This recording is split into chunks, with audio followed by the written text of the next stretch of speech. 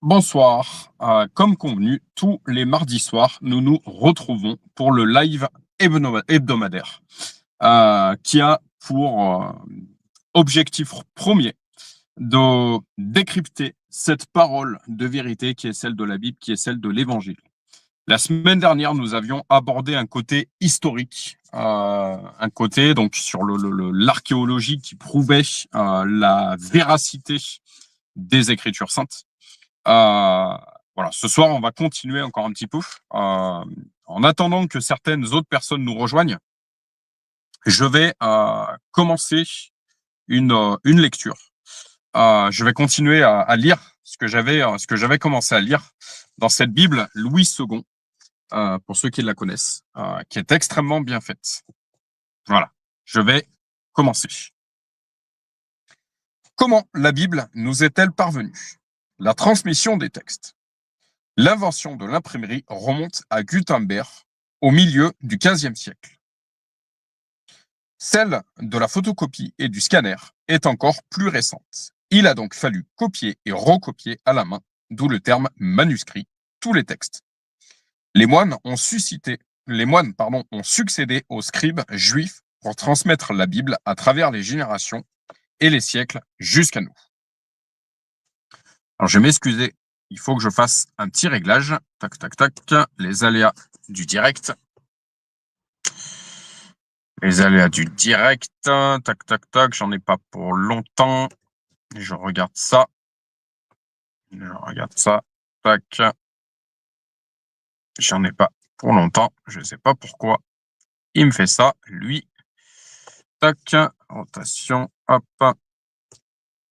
Je vais voir si ça fonctionne mieux. Donc, je continue. Je vais vous relire finalement ce que j'ai déjà lu. Donc, comment la Bible nous est-elle parvenue? La transmission des textes. L'invention de l'imprimerie remonte à Gutenberg, au milieu du XVe siècle. Celle de la Oui. photocopie et du scanner. Ah, Super. et ben c'est compliqué de se connecter, hein. Ouais, je sais, j'ai les aléas du direct, j'ai eu un petit souci. On est en direct, ma chérie. Oui, d'accord, OK. J'ai eu un petit souci de réglage, je sais pas pourquoi ça me fait ça ce soir. Je découvre l'outil, je découvre l'outil en faisant. Donc voilà. Et ben ça tombe D'accord. bien, comme ça, je reprendrai exactement où j'en étais. Donc sur la poursuite du côté historique de cette parole. Je te laisse le remettre dans la prière, ma chérie. Bien, bah, Seigneur, Jésus-Christ, je te remercie d'avoir, fait qu'on ait pu se connecter avec ces aléas, voilà, bon, bah, c'est sûr qu'il faut un petit temps, d'adaptation, il faut prendre en main l'outil et puis, bah, voilà, les aléas du direct comme dit, mon chéri. Donc je te remets ce live, pour cette, soirée, hem, entre nous 2. Et plus, toute personne qui viendrait se connecter sont, les bienvenus, on les attend. Donc nous continuons, sur, le début de la Bible avec, étude biblique, heu, côté historique et peut-être commencer la Genèse. On va voir ce que l'on débattra, ce dont on parlera, ce dont on partagera en cours, de soirée. En attendant, je te remets, ce live, sous ta direction, sous ta main. Je te remercie de ta présence, parmi nous également et merci de nous éclairer, de nous faire avancer, de nous faire, grandir, avec, ta parole, avec ce partage de l'Évangile, avec ce partage de tes préceptes, de tes, commandements. Je remets, également, cette soirée, entièrement sous ta bénédiction, dans les échanges, verbaux, que ce soit des échanges qui soient cordiaux, respectueux du temps de parole de chacun, respectueux de ce que chacun a à dire, à poser, comme question, voilà, vraiment que tout soit guidé par toi, Seigneur Jésus-Christ et je te remercie également pour cette, très belle, journée d'aujourd'hui. Amen. Amen. Seigneur Jésus, je te remets cet échange, vraiment qu'il soit guidé par ton esprit, par ton Saint-Esprit, que dans ces échanges qu'on peut avoir et les différentes compréhensions qu'on puisse avoir de la parole, voilà, viens nous parler, Seigneur, dans ces lectures-là. Je place tout ça entre tes mains. Donc, concernant les aléas du direct, eh ben, comme on dit, c'est en faisant on s'améliore, c'est en faisant qu'on apprend. Il arrive que dans les aléas du direct, des médias qui ont beaucoup plus de moyens que nous rencontrent ce genre de situation. Parfois, des grandes chaînes nationales rencontrent des problèmes techniques. Donc, voilà. Que les spectateurs qui tomberont sur ces vidéos puissent être indulgents à notre égard. Voilà. Voilà, que tout ça soit pleinement guidé par toi, Seigneur. Dans le nom de Jésus. Amen et Amen. Amen. Donc, j'en étais. Donc, la semaine dernière, ma chérie, on a parlé du côté archéologique, de ces découvertes archéologiques qui prouvaient la véracité de ces écritures saintes. Est-ce je répète, en quelques phrases, tu peux nous faire un topo, je dis bien en quelques phrases, donc en 3 minutes, nous faire un bref topo de ce que tu as retenu de la semaine dernière? Ce que j'ai retenu de la semaine dernière, ben, on a vraiment, parlé du côté, on a vraiment, parlé, de l'historique en fait, de la Bible et on a appuyé, le fait que ce n'est pas que, un simple livre, que c'est, en fait un condensé, de vérités qui ont été, prouvées, par les différentes recherches qu'il peut y avoir, puisqu'il y a des, personnes, qui, sont spécialistes de la recherche, archéologique et notamment, tout ce qui est en rapport avec la Bible. On a évoqué aussi ceci, c'est qu'il y a vraiment une énorme richesse, de recherche dans la Bible. Voilà, c'est pas qu'un livre, on va dire un support, à lire, mais c'est vraiment un support à approfondir, tant par, les lieux, tant par les noms, tant par, bah, tout ce qui s'est passé, tous les événements et de nombreuses, découvertes archéologiques ont pu mettre en lumière que tous ces faits-là, historiques, se sont bel et bien déroulés, ainsi que la véracité de l'existence des personnages. Heu, voilà, voilà, voilà. Ok, ok. Je continue. Donc, euh, donc j'ai présenté la Bible sur laquelle j'étais, donc Louis II. Comment la Bible nous est-elle parvenue? Donc j'ai déjà fait une brève lecture pour en attendant que tu arrives, mon cœur. Donc je reprends ce que j'étais en train de dire. Voilà. Pour les personnes qui tomberont sur cette vidéo, soit je ferai des modifications vidéo suite à ce live pour éviter les répétitions, mais j'ai envie de rester ouais, pleinement dans le côté ouais, dans le côté live du truc en fait, pour vraiment donner vie à tout ça. Bref, comment la Bible nous est-elle parvenue? La transmission des textes.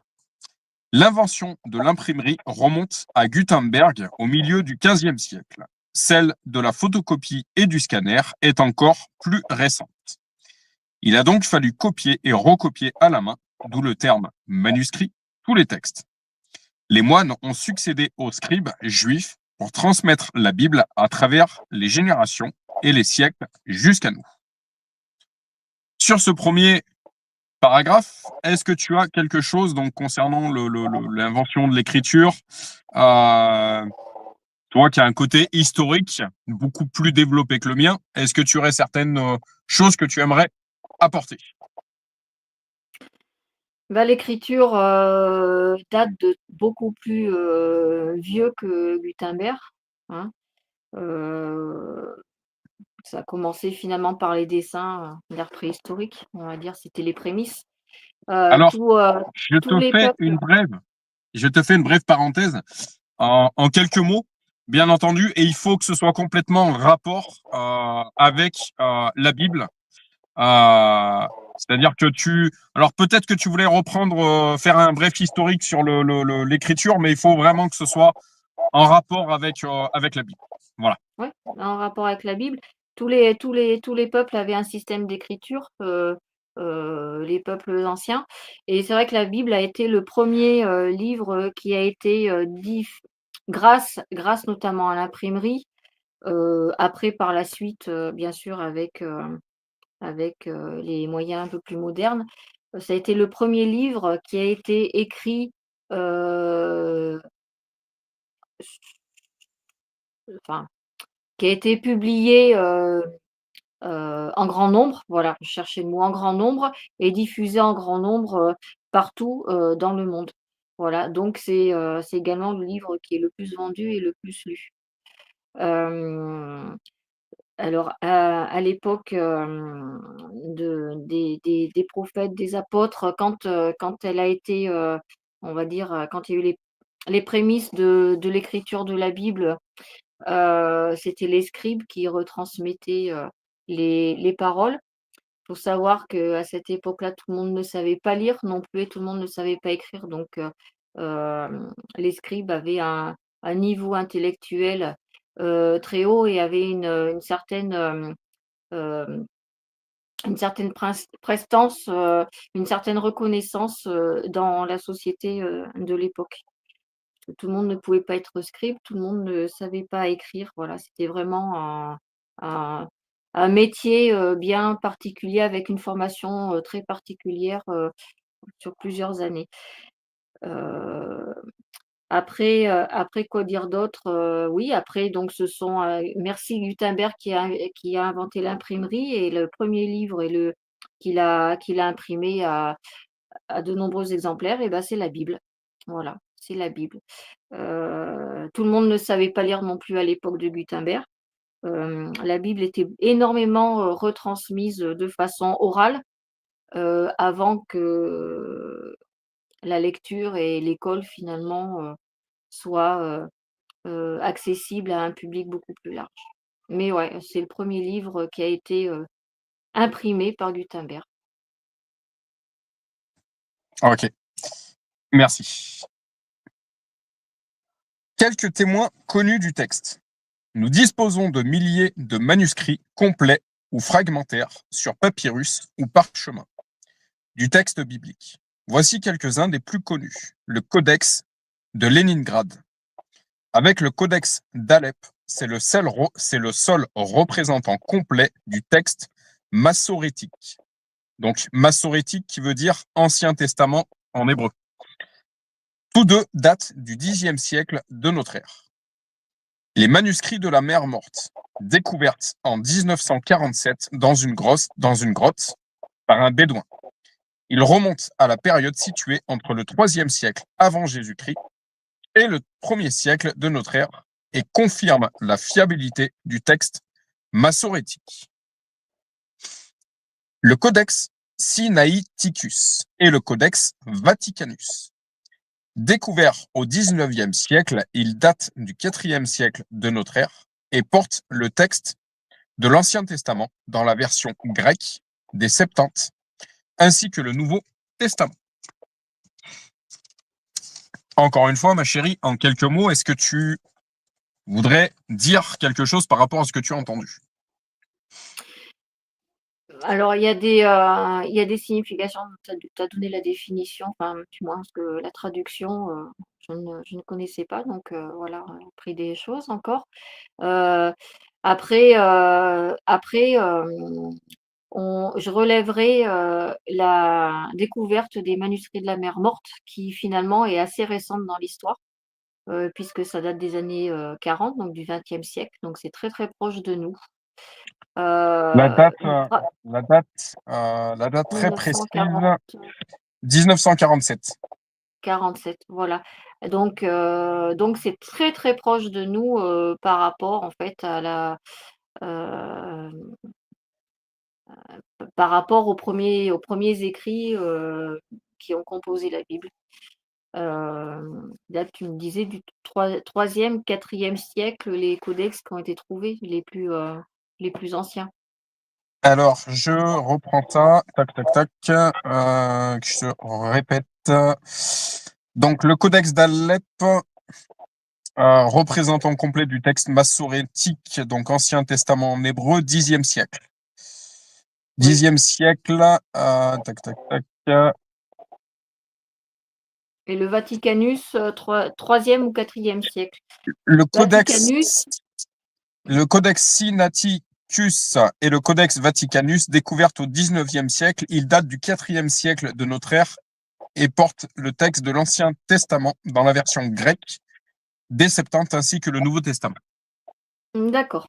Donc il y a des versions hébraïques et des versions grecques, mais toutes ces versions-là ont été découvertes, finalement, tard, sur le tard, puisque 19e, 20e siècle, bon 10e siècle l'autre. Hem et je vais, relever la découverte totalement fortuite. On en a beaucoup entendu parler, à cette époque-là d'ailleurs, ça avait fait le tour des médias de l'époque dans les années 40. Ce bédouin qui découvre dans des amphores, il me semble, donc dans des jarres, tout à fait très, très bien conservés, les manuscrits qu'on a appelés les manuscrits de la mer Morte, voilà. Alors que des archéologues cherchent, fouillent, creusent, lui, il a fait une découverte tout à fait fortuite. Des découvertes tout à fait fortuites. Rappelle-moi quel métier fait c'est un archéologue, c'est ce que tu es en train de me dire.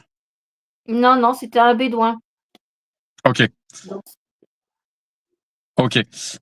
Tout en sachant que certains prophètes, les prophètes sont toujours d'actualité.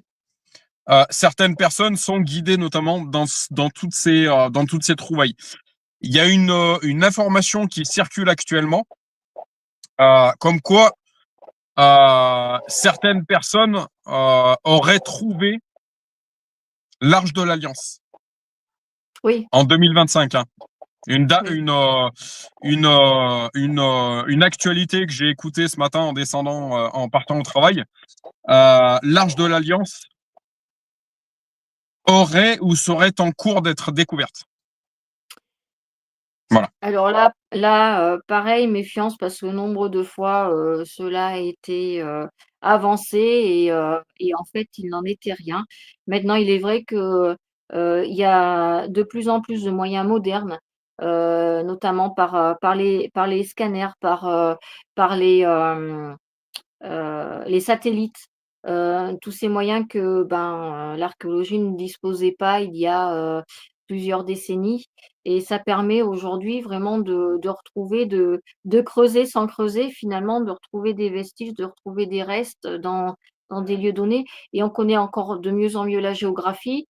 Voilà donc pourquoi pas et ça viendrait, une nouvelle fois confirmer la véracité, de l'Évangile, de la Bible et des faits qui se sont déroulés, qui ont été, transmis par, cet Évangile. Donc c'est bien. Mais voilà, on attend et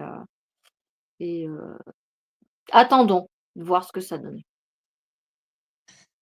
Pour en savoir plus, il est inévitable, lorsque des textes sont recopiés à la main, que des erreurs de copie apparaissent et que l'on débouche au fil des siècles sur des textes légèrement différents. Il y a une chose sur laquelle je voudrais appuyer en ce qui te concerne, parce que nombre de débats qu'on a pu avoir, je continue. Les recherches et la découverte de manuscrits ont permis de progresser dans la compréhension aussi exacte que possible des originaux. Certaines éditions de la Bible dites critiques mentionnent ces variantes.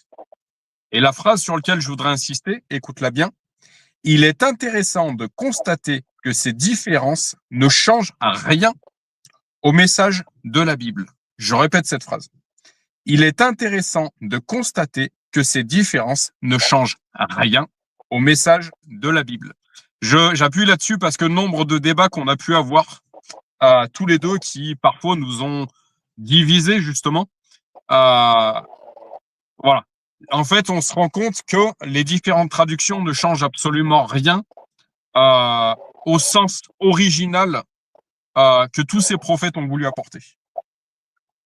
Je continue. Les principes de traduction. Chaque langue a sa manière de dire les choses, et c'est ce qui rend la traduction difficile. On observe deux écoles de traduction distinctes. Celle qui a privilégié la correspondance formelle ou littérale. On cherche à laisser voir dans la langue réceptrice la manière dont la chose est dite dans l'original. En d'autres termes, on reste le plus proche possible du texte source.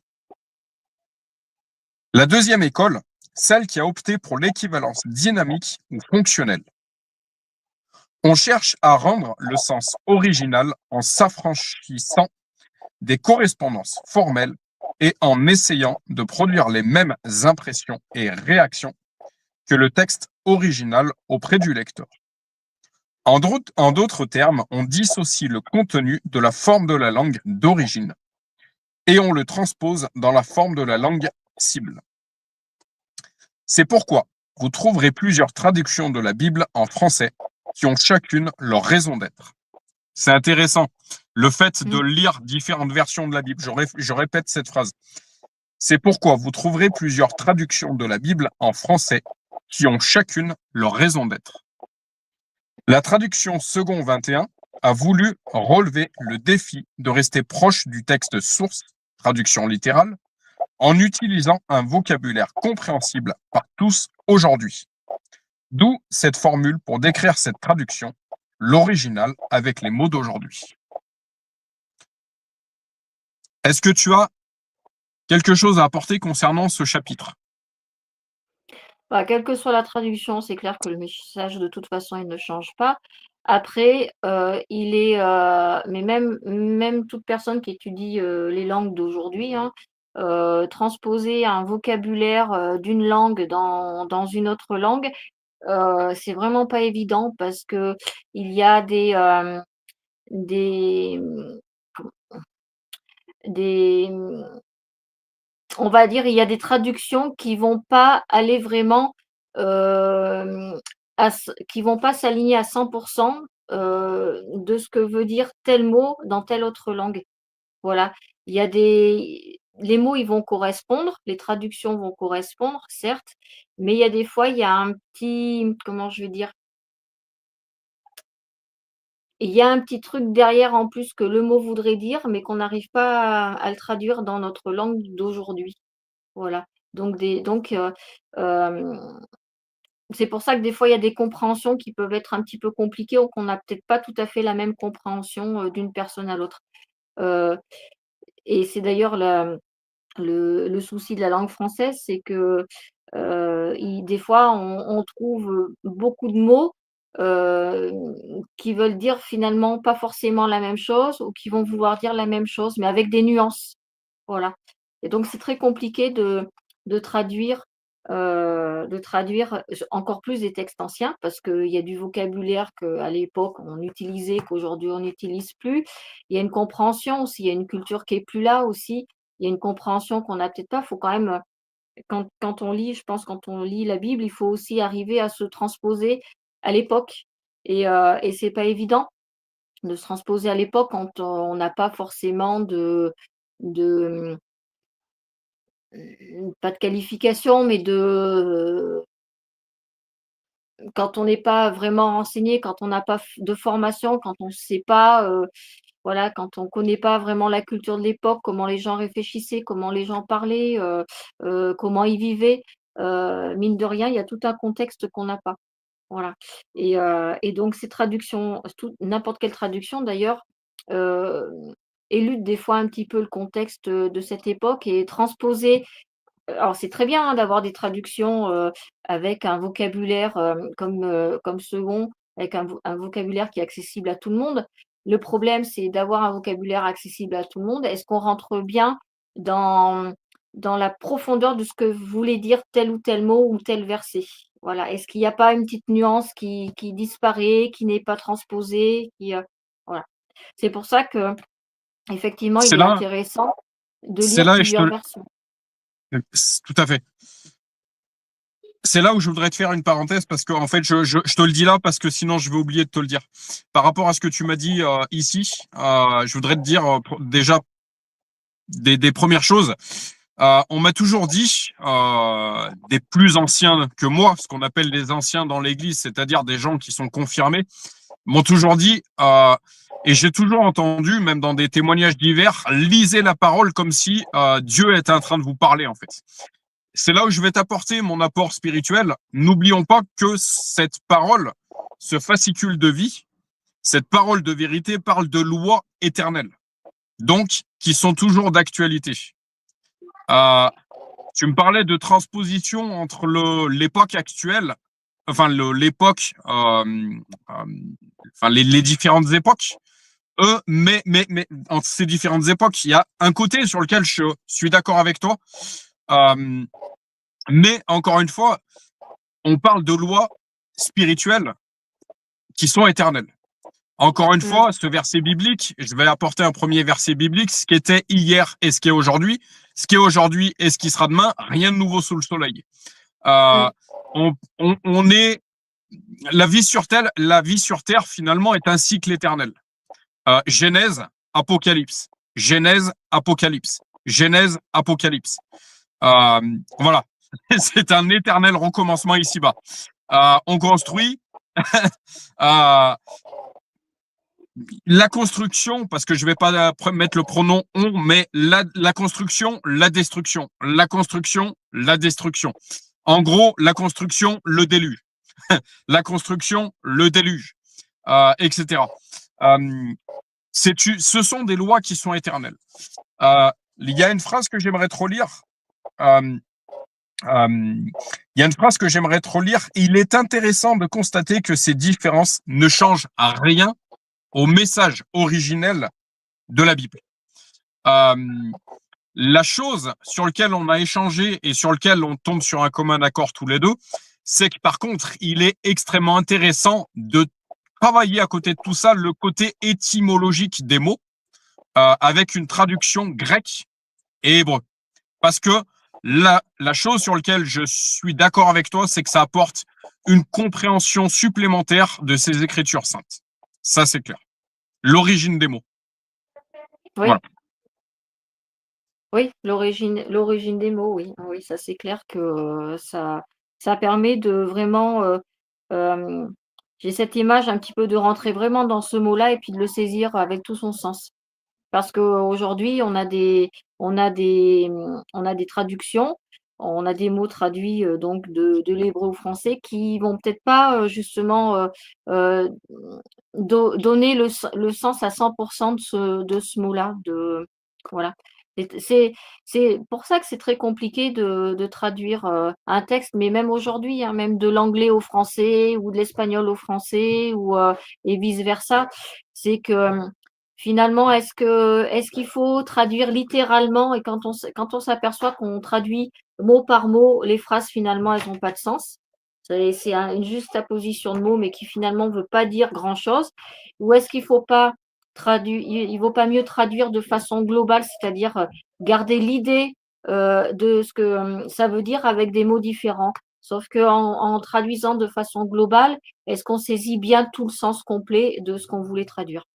C'est compliqué. Donc donc heu,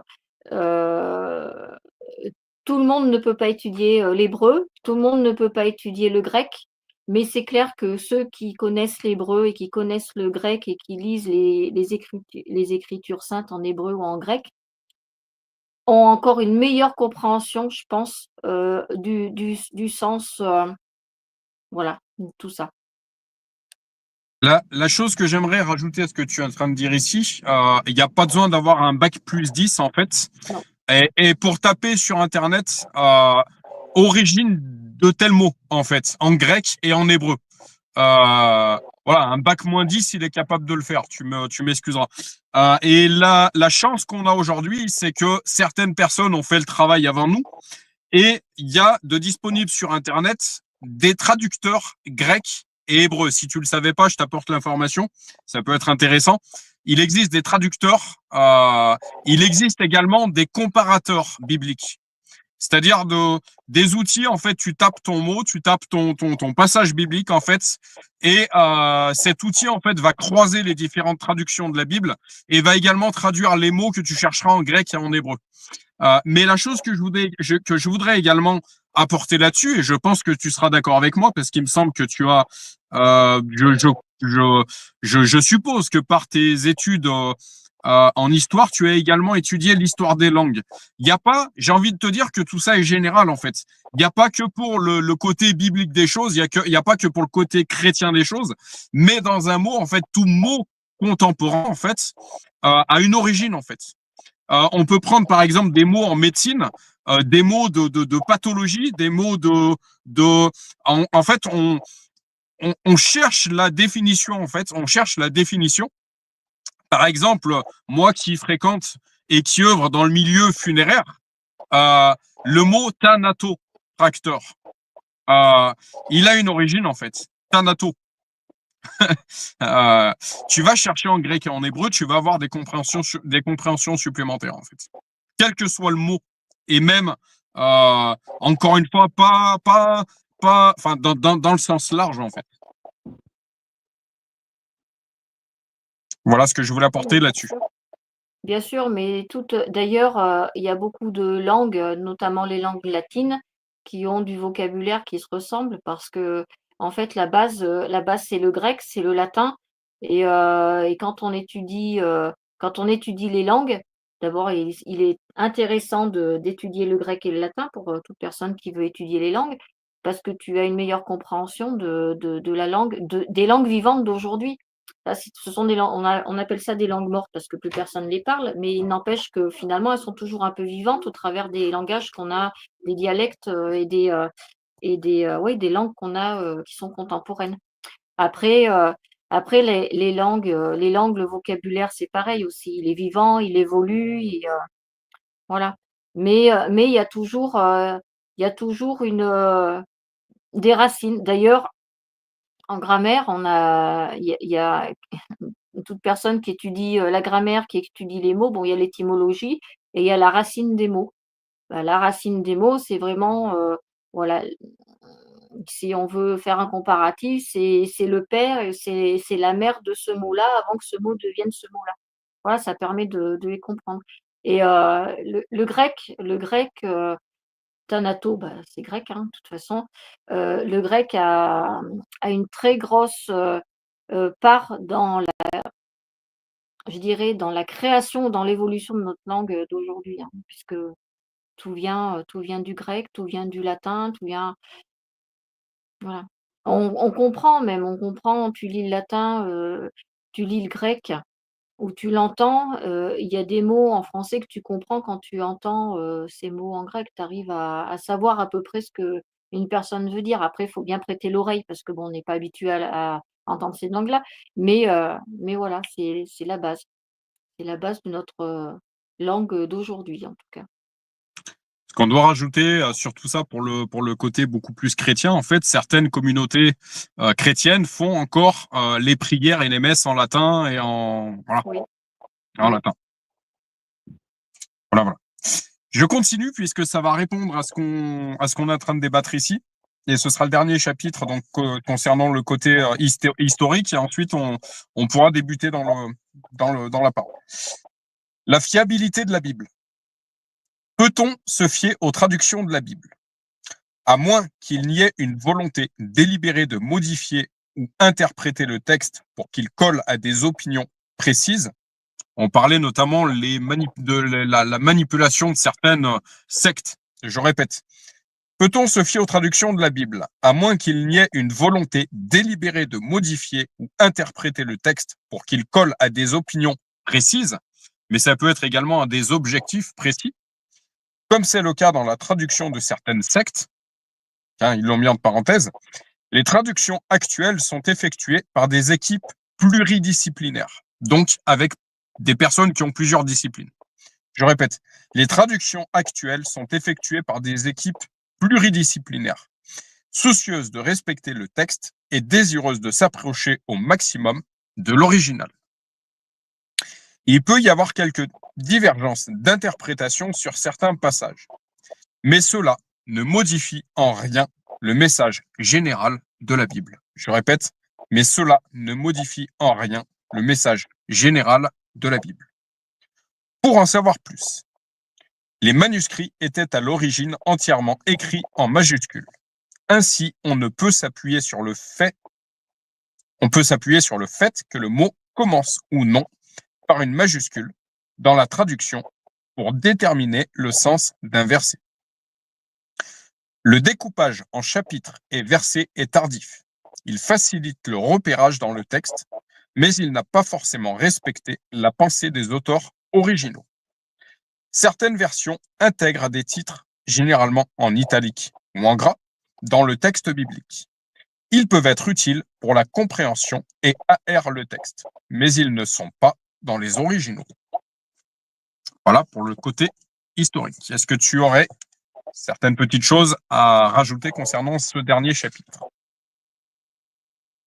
Non, après on parle de différentes interprétations, c'est clair que le message en soi-même, il ne change pas, mais après sans parler de traduction, nous-mêmes quand on lit un verset, on n'a peut-être pas forcément la même interprétation en fonction de l'état d'esprit, en fonction de ce qu'on vit, actuellement. Voilà, étant donné on a tout enfin, on n'a pas tous la même vie, on n'a pas tous, la même façon de comprendre les choses, mais ceci dit, le message, reste le même quand même.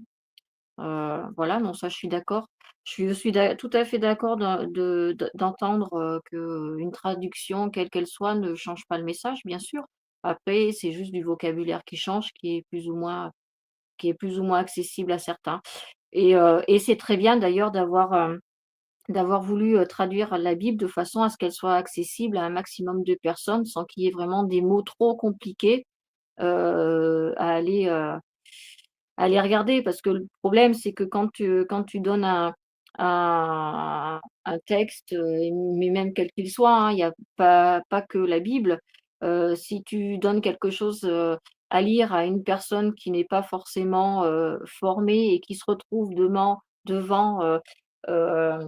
un monticule, de mots, qu'elle n'a jamais entendu de sa vie, ou elle connaît pas vraiment le sens, au bout d'un moment, elle va décrocher, de la lecture.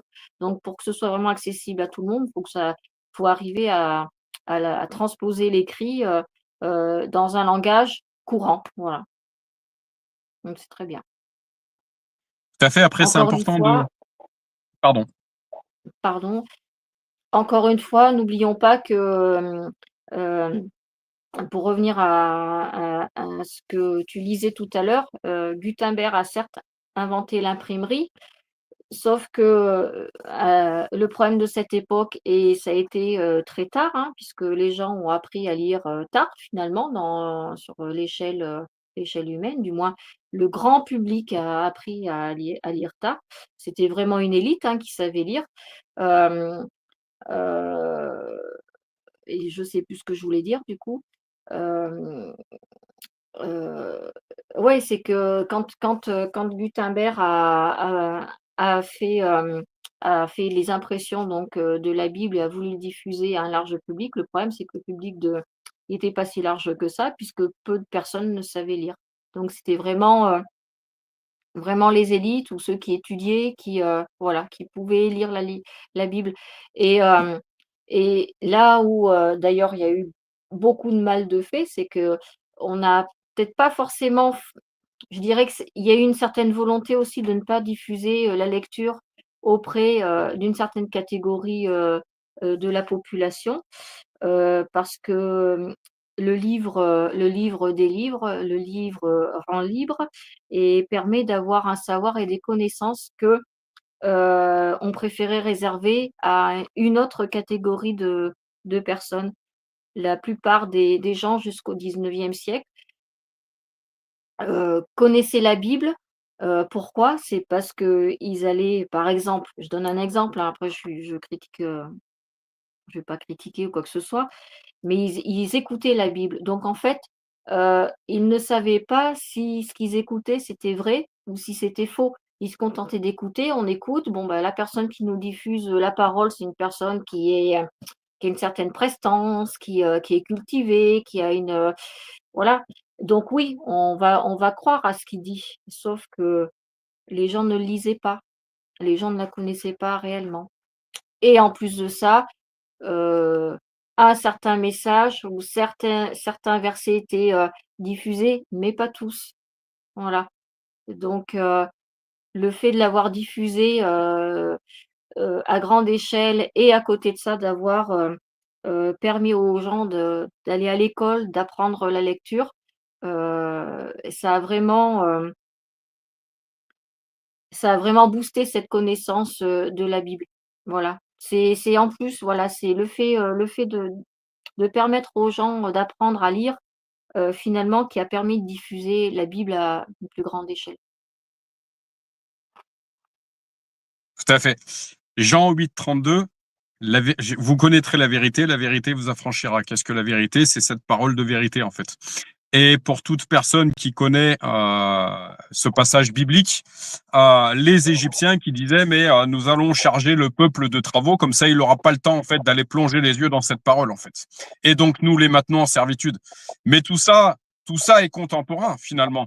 Quand je disais tout à l'heure que sur Terre c'est un éternel recommencement, aujourd'hui on est tous en train de dire mais on vit une vie à 200 à l'heure en fait. On n'a pas le temps, on n'a plus le temps de se plonger dans certaines priorités. Et si on se fait, entre guillemets, dans le bon sens du terme, si on ne se force pas, je vais le dire comme ça, si on n'a pas une certaine discipline, une certaine sainte routine d'aller lire cette parole, routine dans le bon sens du terme, si on n'a pas cette habitude d'aller lire cette parole, si on ne se force pas, et ben voilà, on sera affranchi par ce monde tout autant que l'étaient ces peuples dans des périodes un petit peu plus lointaines en fait. Aujourd'hui, on est dans un monde où plus personne ne croit. Enfin, plus personne, heureusement qu'il y en a. Mon peuple sera sauvé grâce à ses élus, même s'ils sont peu nombreux. Large est le chemin qui mène à la perdition, nombreux sont ceux qui le prennent. Étroit le chemin qui mène à la vie, peu sont ceux qui le prennent. Voilà, encore une fois, rien de nouveau sous le soleil. Euh, mais, euh, mais voilà, toute personne qui ne connaît pas cette vérité est finalement encore en 2025 facilement manipulable. Et comme tu l'as dit tout à l'heure, ma chérie, enfin, euh, euh, comment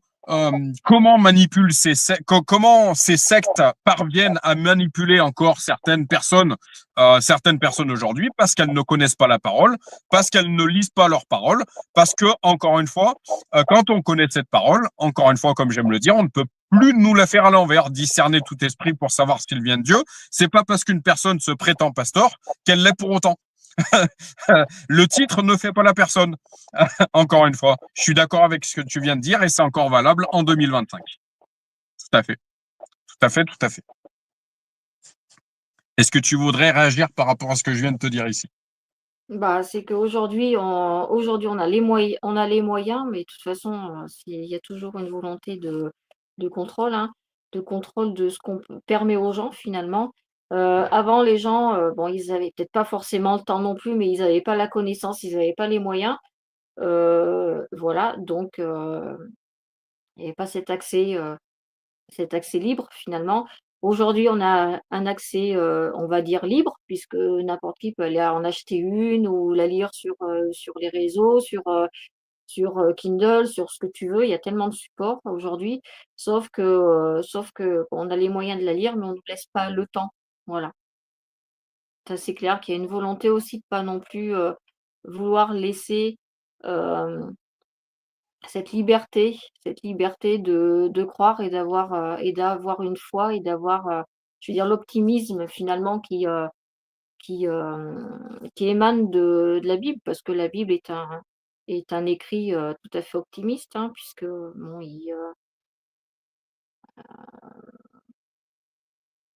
puisque, finalement elle libère nos âmes, elle libère nos corps, elle libère, nos esprits, elle libère tout. Elle nous permet, de croire et d'être sûr à 100 que, on n'est pas des êtres, de chair, pour un petit temps ici, sur cette terre, mais qu'il y a, bien après, et il y a une vie après. Une chose sur laquelle je voudrais rebondir, encore une fois, toute personne qui me connaît mon côté tranchant. Tu me disais tout à l'heure, on nous laisse pas le temps. Mais en fait, on a tous une responsabilité. En fait, on a tous un libre arbitre. Et la parole qui dit, le royaume des cieux, ce sont les violents qui s'en emparent. Violents dans le bon sens du terme. C'est-à-dire que ça demande des efforts personnels. C'est-à-dire que ça demande de prendre position personnellement. Est-ce que j'adhère à ce monde ou est-ce que j'adhère beaucoup plus au royaume de Dieu? Encore une fois, ça nous demande de prendre position et parfois de se faire, encore une fois, de se faire, j'aime pas ce mot, il y a des mots que j'aime pas justement, mais ça demande de prendre position. Je vais plus le dire comme ça. Est-ce que je me laisse malmener par cette société, par ce monde aujourd'hui devenu malade, ou est-ce que je prends la responsabilité, même si je me fais pas que des amis, la crainte de l'homme tend un piège, mais celui qui se confie, celle qui se confie en l'Éternel est protégé, ou est-ce que même si ça comporte certaines conséquences, je dis un certain stop et j'arrête de dire justement lapsus révélateur, j'arrête de dire amen à tout dans cette société. Et est-ce que je fais de la parole ma priorité? C'est également une prise de décision, c'est une décision personnelle également, encore une fois, qui comporte des conséquences, mais qui demande également une certaine responsabilité. Nous avons la responsabilité de prendre soin de notre âme également. Nous avons la responsabilité de prendre la décision avec quoi nous nourrissons cette âme. Est-ce que je nourris cette âme avec ce monticule de mauvaises nouvelles qu'on entend à longueur de journée, ou est-ce que j'alimente mon âme avec cette parole qui restaure l'âme, justement? C'est une responsabilité, c'est une prise de décision déjà au niveau personnel. Voilà, je n'ai pas peur de le dire, et il est important de le rappeler également. Joseph, tous ces prophètes qui vous serez haïs à cause de mon nom, mais Joseph et tous ces prophètes qui ont fait l'histoire de ce monde ont pris cette décision au bout d'un moment. Certains ont été traînés en prison, certains autres ont été traînés devant des juges, certains ont été accrédités de sectes. Qu'est-ce que cette secte qui sème le trouble dans cette société? Vous pouvez le trouver dans la Bible, dans la société. Qu'est-ce que voilà. Mais ensuite, encore une fois, quelle est ma priorité et quel chemin je souhaite emprunter avec une vision d'éternité? Où est-ce que je veux passer mon éternité? Est-ce que j'ai compris que finalement, je n'étais qu'un pèlerin sur la terre, et que mon éternité, j'avais la responsabilité, j'avais cette responsabilité de prendre une décision où est-ce que je voulais passer cette éternité. Voilà, c'est pour le côté spirituel en ce qui me concerne. Mais voilà, encore une fois, c'est une prise de décision. C'est un positionnement. À quel royaume, à quel royaume j'appartiens? Est-ce que j'appartiens à celui de ce monde ou à celui de Dieu? Encore une fois. Encore une fois. Voilà par rapport au côté que je voulais rapporter là-dessus. Est-ce que tu as d'autres choses à ajouter? Non, non, non, Oh, ok. non, non, on va avancer. Il y a une autre chose que j'aimerais ajouter en ce qui me concerne pour ramener un côté beaucoup plus contemporain, actuel dans ce que je suis en train de dire ici. Hier, j'écoutais un podcast en fait sur une psychologue qui remettait en lumière ce que nous avons vécu ces 5 dernières années. Tu sauras précisément dans ton lieu secret à quoi je veux en venir, mais dans une certaine voilà, on essaye de cette psychologue, je t'enverrai l'entretien si ça t'intéresse, je sais que tu t'intéresses à la psychologie également, disait, mais nous sommes dans une société complètement malade. Et elle disait, il est important de revenir à des choses beaucoup plus saines que ce monde ultra connecté essaye de nous écarter. Tente de nous écarter. Que cette société où tout va à 200 à l'heure tente de nous écarter. Elle disait, mais il est important de nous rapprocher de la nature. Pour le côté jardinage, toi qui aimes le jardinage, ma chérie. Pour le côté Auvergne, puisque réveil chrétien en Auvergne, il est important de revenir à la nature. Il est important de revenir à des choses saines. Saines, dans le mot saine, dans le mot saint, qu'est-ce que j'entends? Les saintes écritures. il est important de revenir à cette vérité. Parce que la parole restaure l'âme. Parce que, voilà, il est important de revenir à tout ça, en fait. C'est dans plusieurs discussions qu'on a pu avoir tous les deux ces derniers temps, tu me disais, mais nos anciens avaient notion de certaines choses, mais parce qu'ils étaient beaucoup plus pieux que nous, parce ils avaient beaucoup plus foi que ce monde d'aujourd'hui, en fait. Et mon travail aujourd'hui est de ramener ces vérités pour justement participer à ce réveil, parce que nous assistons encore une fois. Euh, voilà pourquoi réveil chrétien. J'ai le souci en fait d'être de participer à ce réveil en fait, euh, de participer à cet affranchissement des âmes en fait, de renverser ce côté malsain euh, qui nous est parfois présenté dans cette société. J'ai ce souci-là. J'ai ce souci de justice et de vérité. Tu me connais, ma chérie. Euh, et encore une fois, revenons à ces choses beaucoup plus saines. Euh, Encore une fois, nous avons des outils. Je pense qu'il faut également vivre avec son temps. Et je suis le premier à faire des lives sur les réseaux.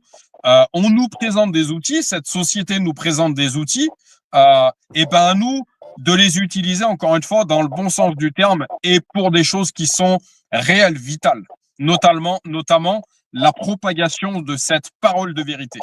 Voilà ce que je voulais rajouter. Euh, et cette psychologue disait, si vous vous sentez en décalage avec cette société, ce n'est pas vous qui êtes fou, mais vous êtes plutôt en passe de comprendre, euh, encore une fois, dualité, deux réalités, vous êtes plutôt en passe de comprendre qu'il y a un décalage entre qui vous êtes originellement et cette société qu'on vous présente aujourd'hui. Et ben, comment découvrir, encore une fois, quelle créature nous sommes en nous connectant de nouveau au Créateur et en découvrant cette parole de vérité où multitude de choses sont abordées dans cette parole et qui nous ramènent justement cette vérité. Voilà. Voilà ce que la chose complémentaire que je voulais apporter ici. Mais c'est Mais clair que encore une fois, vas-y, je t'en prie. c'est clair que les dernières années là qui sont passées, ont montré qu'on arrive encore une fois au bout de quelque chose et nombre de personnes ont eu ces remises en question et ont eu ce besoin de vivre différemment, de se reconnecter, de se rapprocher, c'est un exemple, hein, mais de se rapprocher par exemple de la nature plutôt que de rester dans ces grandes villes. Il y a bien une symbolique, à tout ça. Finalement, l'homme au bout d'un moment quand il est vraiment quand il est perdu, quand, il y a voilà, quand, ce qu'il a autour de lui ne lui correspond plus ou il se sent plus, finalement quelque part en sécurité, heu, il a besoin de retourner sur ce qui est sur ce qui est vraiment et ce que sont vraiment ses repères et ses racines et ses repères et ses racines, c'est pas dans les grandes cités, qu'il va les trouver, c'est pas devant un écran de télé qu'il va trouver. C'est pas au bar à côté qu'il va trouver ou alors, le petit bistrot, de campagne peut-être, mais ses racines, il va aller les trouver en se rapprochant, en s'éloignant de ces grands complexes et en se rapprochant, de la nature. En, à la création, l'homme a été créé, par la parole, donc on est fait de parole finalement et l'homme a été, placé, dans le jardin d'Éden, donc au milieu de la nature. Finalement, qu'est-ce que nous sommes? Nous sommes pas des créatures d'ingénierie, ultra moderne. Non, non, nous sommes, voilà, nous composons finalement cette nature que Dieu a créée. Nous faisons partie de la nature. Heu Alors on n'est pas du même niveau que les oiseaux, que les autres créatures que Dieu a créées, puisqu'il a créé l'homme pour être, supérieur et oui, supérieur aux animaux et en faire ce qu'il y a à en faire, quoi. Mais finalement, nous sommes des êtres, par nature, de nature, ni plus ni moins. Trinité, pour amener un côté spirituel à tout ça, quand tu me disais que nous sommes supérieurs aux animaux, en fait, pourquoi? Parce que nous sommes des êtres Trinité, tripartite, en fait. Euh, corps, âme, esprit. Un animal, corps, n'a qu'un corps et une âme, en fait. Il peut pas penser. Il peut pas, bien que souvent je dis, je pense qu'on minimise les capacités d'un animal. Mais on peut pas appeler un animal un sage, en fait. Et qu'est-ce qui différencie l'homme de l'animal? C'est que nous sommes corps, âme, esprit. Encore une fois, Trinité. Chiffre 3. Qui nous amène ces pensées, ces pensées qui traversent notre tête du matin jusqu'au soir.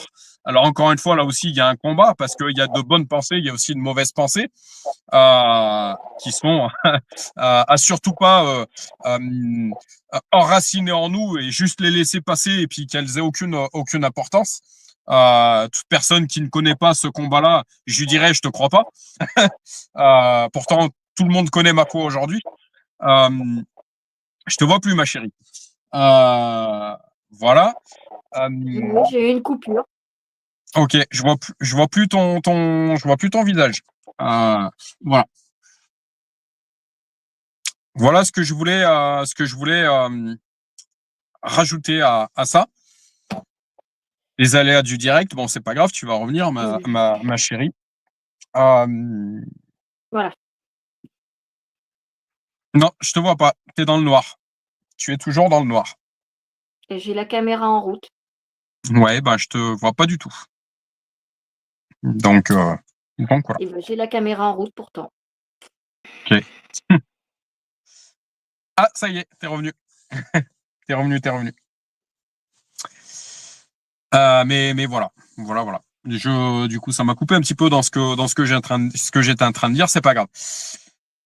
Il nous reste 3/4 d'heure. Nous allons aborder donc les premiers versets de la Genèse. Donc justement, tu me parlais d'animaux, tu me parlais de nature, tu en parles. Si, il y a une chose que je voulais rajouter. Encore une fois, ce n'est pas l'outil le problème. Tu me parlais de télé en fait. Alors, c'est sûr que tout est question d'équilibre entre consommation de télé et vie extérieure. Ça, c'est sûr qu'aujourd'hui, notamment nos jeunes, j'ai pas peur de le dire, on est dans un monde un peu trop connecté. Et je pense qu'on a perdu l'équilibre sur certaines choses et certains parents ne prennent pas leur responsabilité de dire à leurs enfants attention, tu vas trop loin. Toute surconsommation est mauvaise. Tout est question d'équilibre. Mais encore une fois, nous avons des outils utilisés sagement et pour les bonnes choses. Si c'est pour allumer la télé, écouter un véritable témoignage chrétien, il n'y a pas de mal en fait. Si c'est pour regarder un film de violence ou de fesses, pour rester poli, le résultat n'est pas le même, on est d'accord. Mais encore une fois, on n'a pas à nous imposer. On va dire que les chaînes mainstream nous imposent ce qu'ils veulent que nous regardions. Comme je disais à un collègue de travail ce matin, mais tu écoutes les informations, il n'y a que des mauvaises nouvelles. Sauf qu'ils oublient souvent de dire qu'il y a des choses qui vont très bien aussi. Mais ils n'ont pas à nous imposer ce qu'on doit regarder. Aujourd'hui, il y a des outils qui sont très bien, notamment la Chromecast. Pas pour faire de la publicité, mais je suis équipé d'une Chromecast. Aujourd'hui, c'est moi qui choisis ce que je regarde. On m'impose pas ce que je regarde. Là aussi, il y a une responsabilité, une prise de position. Voilà ce que je voulais rajouter par-dessus tout ça. Et j'avais multitude de choses me viennent que j'oublie qui viennent, donc mais voilà.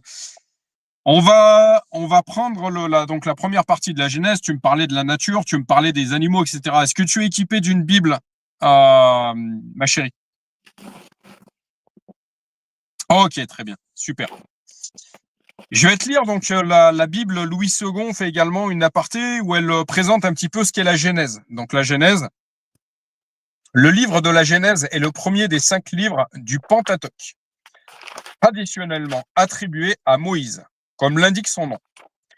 Il présente les origines de l'univers et de l'humanité, ainsi que le choix par Dieu d'un homme auquel est promise une descendance, le futur peuple d'Israël, destiné à recevoir un territoire et à être une source de bénédiction pour les autres peuples. Son action se situe jusqu'à vers 1800 avant Jésus-Christ.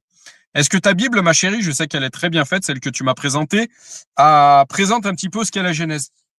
Non, en fait, elle est structurée avec des titres et des sous-titres, ce qui permet en fait, rapidement de faire un résumé de ce qui, ressort de chaque chapitre. Ok. Je voudrais relire de manière un petit peu plus, de manière un petit peu plus, je voudrais décortiquer un petit peu plus précisément ce que je viens de lire. Si vraiment l'esprit, donc le but de la parole, si l'esprit te fait bip bip bip, tu sais que tu as une chose à dire par rapport à ce qui est lu, n'hésite pas. N'hésite surtout pas. Au pire, ce que tu peux me faire, c'est un signe, tu sais, tu me fais un bip, comme ça je comprends.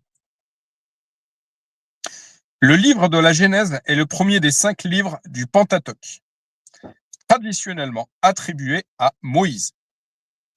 Comme l'indique son nom, il présente les origines de l'univers et de l'humanité, ainsi que le choix par Dieu d'un homme auquel est promise une descendance, le futur peuple d'Israël, destiné à recevoir un territoire et être source de bénédiction pour les autres peuples. Son action se situe jusque vers 1800 avant Jésus-Christ. Là, je peux peut-être te poser une première question. Est-ce que tu as des choses à dire par rapport à ce que j'ai lu ici? Alors c'est clair, hein, c'est une belle entrée en matière. Après, il serait peut-être intéressant d'aller voir la signification du mot Pentateuque parce qu'on l'entend, on le voit, mais finalement, qu'est-ce que veut dire exactement le Pentateuque? Pourquoi on appelle, ces premiers livres, le Pentateuque? Alors, de tête, je ne le sais pas. C'est pour ça que ma chérie, je me suis équipé, je suis en cours de m'équiper d'un outil supplémentaire qui me permettra de vous avoir en live et d'aller chercher toutes ces définitions et d'apporter donc des renseignements supplémentaires sur ces lives. Pentateuque, personnellement, je vais rester humble. Je ne me rappelle plus de la définition exacte de Pentateuque. Voilà. Alors, il y a une racine, je ne connais pas la définition non plus exacte, mais on parle, en géométrie, il y a une forme géométrique qui est le pentagone. Voilà. Pas Donc qu'en je pense qu'il y géométrie a un d'ailleurs. rapport avec le chiffre 5. Pas Pardon? qu'en côté, pas qu'en géométrie, pas qu'en géométrie d'ailleurs. C'est mon côté un petit peu lanceur d'alerte qui prend le dessus. Tu m'excuseras. Oui, mais on a la même racine et voilà, un pentagone, si je ne me trompe pas, c'est, une figure à 5 côtés, si je ne me trompe pas. Donc voilà. Pourquoi, penta? Pourquoi le chiffre 5 apparaît? Voilà, je serais Alors curieuse de le c'est tout savoir simple. aussi. Alors c'est tout simple, ma chérie, et je pense que tu as tout à fait raison sur le côté 5 côtés. Je te relis une phrase que le l'esprit vient de me faire voir justement. Je te relis une phrase. Le livre de la Genèse est le premier des 5 livres. Ah d'accord, OK. Voilà. Du Pentateuque. Donc il y a 5 livres, voilà, qui C'est forment ça. le Pentateuque. D'accord. C'est ça, c'est ça. Tout à fait. Et donc la Genèse, en gros, ben, la création du monde, l'univers, les animaux, etc., ce qu'on va découvrir donc dans les versets prochains, et donc qui se situe jusqu'à vers 1800 avant Jésus-Christ. Voilà. La création, donc de Genèse, donc c'est le Genèse 1, la création du ciel et de la terre. Ce que je te propose, ma chérie, c'est que je vais lire un premier chapitre. Tu lis, tu suis en même temps que moi. Le côté, encore une fois, le côté intéressant d'avoir 2 traductions différentes, c'est que tu peux avoir des informations supplémentaires et l'esprit peut te montrer certaines choses, en fait. Je t'avais expliqué ces différentes compréhensions que Daniel et moi, on avait pu avoir en ayant une traduction différente. Je lis une première partie. Si, encore une fois, l'esprit te fait bip, bip, bip, n'hésite pas à me faire un bip. Je m'arrête et tu me dis ce que tu as à dire. Mmh. Création du ciel et de la terre. Au commencement, Dieu créa le ciel et la terre. La terre n'était que chaos et vide. Il y avait des ténèbres à la surface de l'abîme, et l'Esprit de Dieu planait au-dessus de l'eau. Je voudrais relire cette première partie. Au commencement, Dieu créa le ciel et la terre. De manière beaucoup plus contemporaine, la terre n'était que chaos. On peut parler des temps actuels qu'on est en train de traverser, en fait. La terre n'était que chaos et vide. Bip. Je t'en prie. Le chaos, en fait, c'est le désordre, mais puissance XXXXXXX. Qu'est-ce qui est venu remettre de l'ordre dans tout ça, justement? Dieu. Bah, Dieu. Tout à fait. Qu'est-ce qui manque cruellement dans les temps que nous vivons? De l'ordre. Donc, De remettre chaque chose à sa place. De remettre Dieu au centre, voilà, au centre de l'ordre. tout à fait. Au commencement, Dieu créa le ciel et la terre. Alors, je répète plusieurs fois, mais au moins ça nous permet de décortiquer et de vraiment avoir des révélations par rapport à cette parole. La terre n'était que chaos et vide. J'aime beaucoup j'aime beaucoup cette compréhension que j'ai entendue un jour. La nature, dans la nature, le vide n'existe pas. Encore une fois, tout ce qui paraît vide autour de nous, encore une fois, une pensée ne se palpe pas, ne se voit pas, pourtant elle existe. Ça prouve bien que ce vide n'existe pas, en fait, qu'il est chargé d'informations, encore une fois. On peut parler de d'ondes électromagnétiques, etc. C'est pas parce qu'une chose ne se voit pas qu'elle n'existe pas, en fait. On peut parler également de l'infiniment petit, microcosme, etc. Pour parler de nature. La Terre n'était que chaos et vide. Il y avait des ténèbres. Encore une fois, lumière, ténèbres. À la surface de l'abîme, et l'Esprit de Dieu planait au-dessus de l'eau. Symbole de l'eau, l'eau qui est la source de toute vie, en fait. Un Eh oui, bébé, quand il... Vas-y, je t'en prie. comme on dit, l'eau, c'est la vie. Pas d'eau, pas de vie. Tout à fait. Baptême d'eau. Mmh. Un bébé, quand il se développe, tu le sais mieux que moi, il se développe dans ce qu'on appelle le liquide amniotique. Donc, dans du liquide.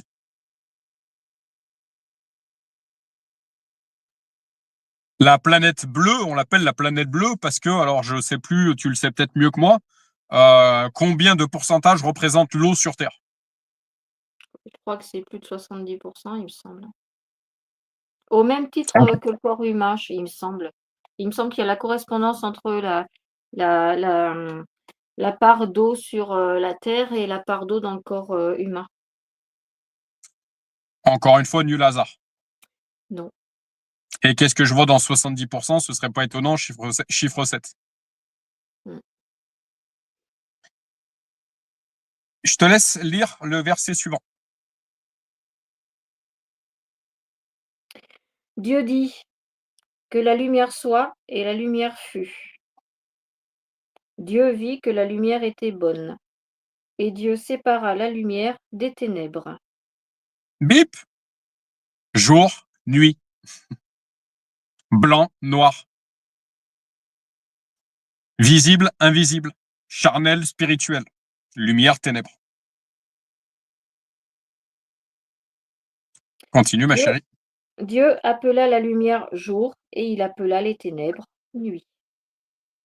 Il y eut un soir et il y eut un matin, ce fut le premier jour. Bip!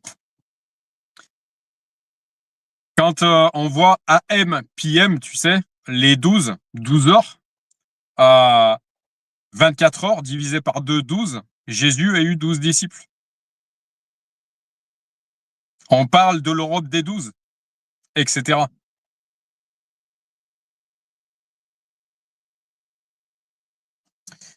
Je continue. Alors bip, Vas-y, je t'en prie. ne alors, je vais juste faire une petite remarque, c'est quand, heu, il est marqué: «Il y eut un soir, il y eut un matin», Ce fut le premier jour. Heu, la durée du jour était en fonction de la durée de la lumière. 12 et 12, ça a été, on va dire, intégré par l'homme beaucoup plus tard. Enfin, Est-ce les, que tu sais quand? les repères oui, mais après, voilà, tu sais pourquoi? Mais Non les mais repères, non, en non, fait, étaient pas les mêmes. t'as pas compris ma question, ma chérie. Euh, C'était absolument pas. Est-ce que tu sais quand a été instauré, toi qui es beaucoup plus historique, enfin historienne, qui a des notions historiques beaucoup plus poussées que Les les g miennes? les gens se basaient avant, donc d'ailleurs, on est passé à l'heure d'été il y a pas très, très longtemps. Les gens se basaient avant, en fait, à l'heure du soleil, l'heure par rapport au soleil. C'était le repère. Le repère, c'était le soleil qui permettait de déterminer la durée d'une journée et la durée d'une nuit. Ça, j'ai compris. Et Mais est-ce que après, quand est arrivé l'époque moderne, en fait, tout simplement, a été instauré, les horaires. mais Notam historiquement, je te dirai pas de date précise, mais, avec l'arrivée des usines, de l'industrialisation. ok. Donc une Donc période à peu près. de récente, bah, 18e siècle, 17e, 18e siècle. Ouais. Donc à l'échelle de l'humanité, c'est pas Bah, si c'est vieux que ça en récent. fait. Non. Ok.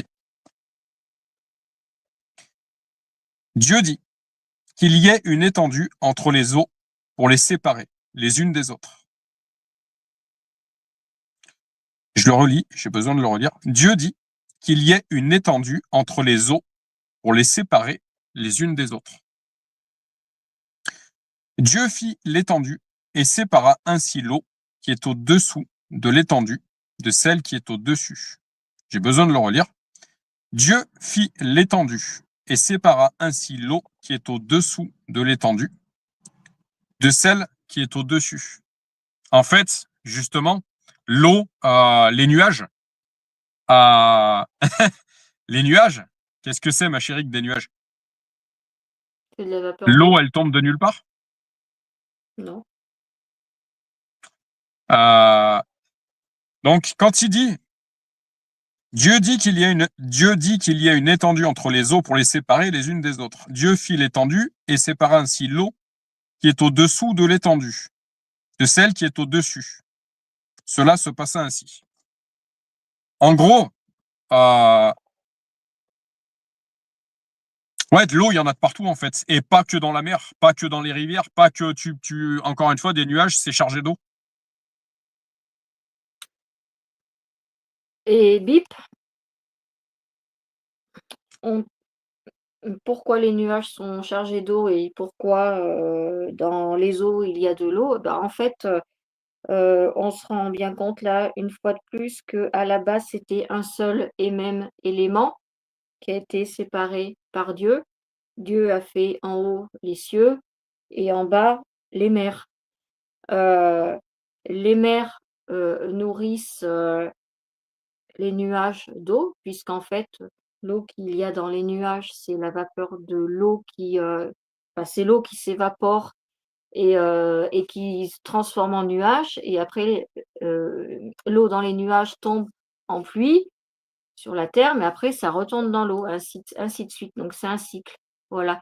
Okay. Donc il y a bien toujours finalement, quelque part avec ce cycle-là, la mer et les cieux ont toujours, cette, ont des restes de cette relation, de cette unité qu'ils formaient avant. Qu'est-ce que tu entends par unité? Bah, qu'avant c'était le même, c'était, il y avait qu'une seule étendue avant que Dieu sépare. Cieux et mer, Oui. c'était la même chose. Il y avait pas de distinction entre les 2. En fait, moi, ce que ça me révèle, c'est que tout est cycle en fait. Naissance, mort. Euh, Tout est cycle en fait. Hiver, enfin printemps, été, automne, hiver. jeunesse, vieillesse, tout est cycle en fait. Ce qui était hier et ce qui est aujourd'hui, ce qui est aujourd'hui et ce qui sera demain, rien de nouveau sous le soleil. Mmh. Mmh. Donc, j'en étais.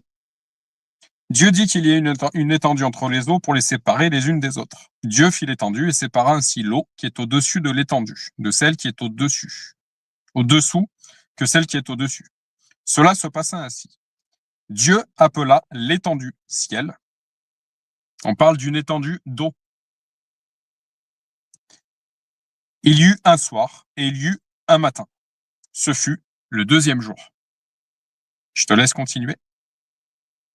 Dieu dit que les eaux qui sont au-dessous des cieux se rassemblent en un seul lieu et que le sec apparaisse. Et il en fut ainsi. Dieu appela le sec terre et il nomma mer l'amas des eaux.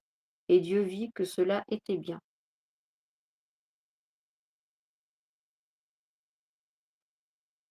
Vas-y, continue. Dieu dit que la terre produise des végétaux, des herbes portant de la semence, des arbres fruitiers donnant sur la terre, selon leur espèce, des fruits avec leurs semences. Et il en fut ainsi. La terre produisit des végétaux, des herbes portant semences selon leur espèce, et des arbres donnant selon leur espèce des fruits qui renfermaient en eux leurs semences. Et Dieu vit que cela était bien. Il y eut un soir et il y eut un matin, ce fut le troisième jour. Ok. Je te lis dans ma traduction. Vas-y. On retrouve à nouveau là le cycle. Un Dieu crée des herbes ou des arbres fruitiers ou des végétaux qui produisent quelque chose, mais quand ces herbes, ces végétaux meurent, il laisse une petite graine qui permet en fait de repartir à nouveau sur un autre cycle. Donc oui, la vie est composée que de cycles. C'est un cycle. On parlait avec cet homme que tu resitueras de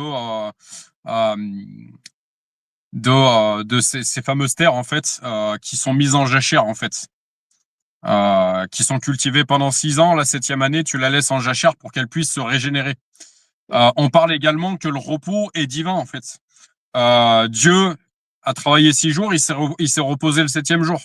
Encore une fois, le dimanche, on est dans un monde où les magasins sont de plus en plus ouverts le dimanche. Je me rappelle, allez, je suis pas vieux, j'ai 40 ans. Dis-moi que je suis pas vieux, ma chérie. Mais il y a 30 ans en arrière, beaucoup moins, voire rarement, les magasins étaient ouverts le dimanche. Le repos est divin. On travaille 5-6 jours. Le 7e jour, il est fait pour se reposer. Si une expression que tu m'as longtemps dit, ma chérie, celui qui veut aller loin, celle qui veut aller loin, ménage sa monture. Si au bout d'un moment, tu fais pas comme cette terre qui est mise en repos, si toi, tu te mets pas au repos, il y a un moment, il y aura plus de cycle du tout, en fait. On n'arrivera plus à avancer, en fait. Voilà. On parle de recharger les batteries, on parle voilà, c'est un cycle, travail, repos également. Un cycle supplémentaire. Je voudrais te le lire dans ma traduction. Dieu dit qu'il y ait une étendue entre les eaux pour les séparer les unes des autres. Non, on en était au 9. Dieu dit que les eaux qui sont au-dessous du ciel se rassemblent en un seul endroit et que le sec apparaisse. Et cela se passa ainsi. Dieu appela le sec terre et la masse des eaux mer. Dieu vit que c'était bon. Ça, c'est des sujets qui vont énormément te plaire. Je le relis. Dieu dit que les eaux qui sont au-dessous du ciel se rassemblent à un seul endroit et que le sec apparaisse. On a pu voir, et toi qui me parlais de préhistoire depuis tout à l'heure, ma chérie, euh, que la croûte terrestre, tout ça est réel. On a vu on a vu l'eau diminuer, des terres apparaître. Tu pourras en parler beaucoup plus précisément que moi, ma chérie. Euh, je pense à pardon, ce musée préhistorique qu'on a visité dans les terres dorées du Beaujolais. Tu te rappelles, ma chérie, il y a plusieurs années, où nombre de fossiles ont été découverts qui, à l'époque, vivaient dans l'eau, en fait. Et ben, ça prouve encore une fois la véracité de la parole. On a vu l'eau qui a diminué, et aujourd'hui, qu'est-ce qu'on voit? On voit le contraire. On voit déjà énormément de, voilà, on voit énormément de périodes pluvieuses actuellement. Encore une fois, cycle. Encore une fois, un cycle. Euh, on a vu l'eau diminuer de la terre. On voit l'eau à nouveau.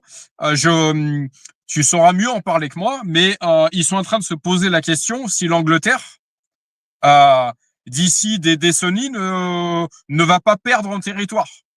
Euh, on voit, en fait, on voit un cycle au niveau de la nature. Euh, Encore une fois, on doit également décrypter le vrai du faux parce que certains médias nous annoncent des choses qui finalement ne se révèlent pas forcément être la vérité. Mais on voit malgré tout des choses.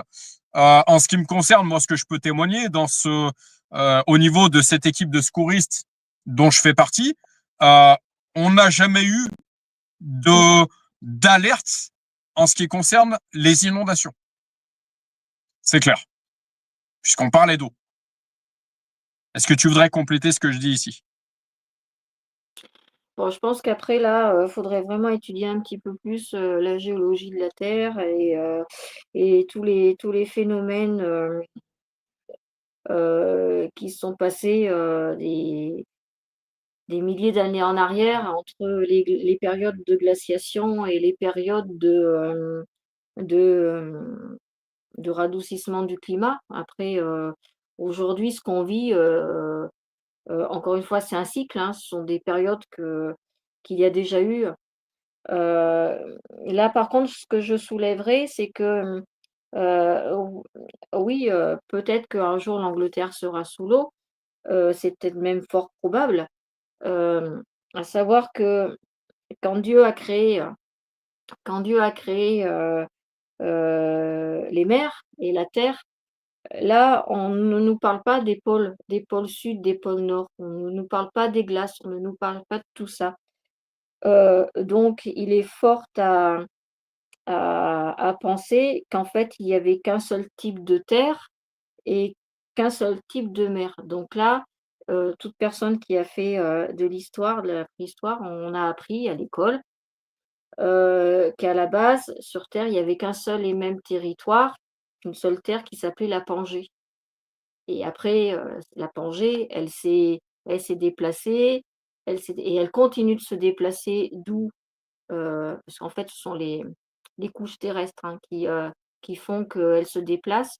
D'où aujourd'hui beaucoup de catastrophes, notamment, je pense aux tremblements de terre, je pense aux éruptions volcaniques, qui sont dues à ce déplacement des croûtes terrestres, à ce déplacement de la Pangée. Et en fait, la Pangée, en se déplaçant, donc elle s'est coupée en plusieurs morceaux. Ça a donné les différents continents qu'on connaît aujourd'hui, l'Océanie, l'Amérique, l'Afrique, notre continent à nous. Hem, mais quand il y avait ce territoire-là, la Pangée, il y avait pas de glace. Il y avait pas les pôles nord, il y avait pas les pôles sud. En fait, on peut imaginer que finalement la Pangée, c'était un très grand jardin d'Éden, justement, avec une nature très, très luxuriante, entourée d'eau. Voilà, c'est tout.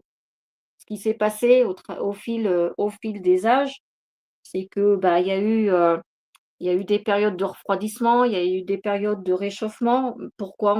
On sait pas, faudrait étudier. Après, je suis pas du tout spécialiste, là-dedans. Mais, ça fait qu'à un certain moment, en fait, le fait que les pôles se soient créés, quiconque a fait de la chimie, là aussi, comprendra le processus. C'est que, en fait, la mer s'est concentrée à un moment à un seul endroit pour devenir solide. On est bien d'accord? Donc en fait, le volume qu'elle représentait dans l'eau s'est regroupé en un seul endroit pour devenir solide. Donc c'est du volume qu'il y avait en moins ailleurs. Aujourd'hui, avec le réchauffement climatique, toutes ces glaces, elles fondent, elles reprennent le volume qu'elles avaient il y a des siècles et des siècles en arrière, au fur et à mesure. Donc si on imagine, en gros, c'est comme, tu prends un glaçon chez toi, tu le fais fondre dans une tasse, et bah, tu vas avoir de l'eau partout et ça va peut-être même déborder de la tasse. Voilà. En gros, c'est ça. Donc oui, il est fort à parier que ces territoires qui avant ne formaient qu'une seule terre, donc qui étaient vraiment un bloc, il est fort à parier qu'avec la fonte des glaciers et donc qui va forcément créer, une montée des niveaux d'eau, bah, tous les territoires qui sont en dessous du niveau de la mer parce que pourquoi la mer a baissé? Parce qu'il y a eu ces glaciers de formés et bah, eux, ils vont se retrouver engloutis. Voilà. On serait encore sur, une même configuration, au temps de la création avec un seul territoire. Bon, là, il y aurait peut-être pas engloutissement, mais là, le fait qu'il y ait eu, que la terre a travaillé, qu'il y ait eu en fait, la terre, elle est pas le sol, je vais parler plutôt du sol. Je parle pas de la terre ronde, mais je vais parler de la terre sur laquelle on a nos pieds là, sur le sol. Le sol, il est pas plat partout, du fait qu'il est composé de plaques, des plaques qui sont dessus, des plaques qui sont dessous, il y a forcément des différences de niveau. Donc tous ces territoires qui sont à des niveaux plus bas, c'est clair qu'un jour ou l'autre, si vraiment, tout fond et qu'on se retrouve dans une période de très, très grand réchauffement, c'est sûr qu'un jour, bah, par exemple, l'Angleterre sera sous l'eau. Il n'y aura pas que l'Angleterre, il y en aura d'autres aussi. Voilà. Mais on le voit, hein, quand, on regarde, beaucoup d'émissions de personnes, qui essayent de lutter, par exemple, contre, le retrait des traits de côte. On en parle beaucoup.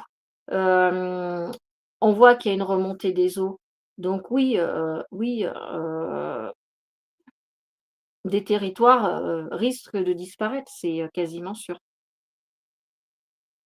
En fait, on voit en fait, bah, justement, je dirais que cette période met clairement en lumière, ce cycle.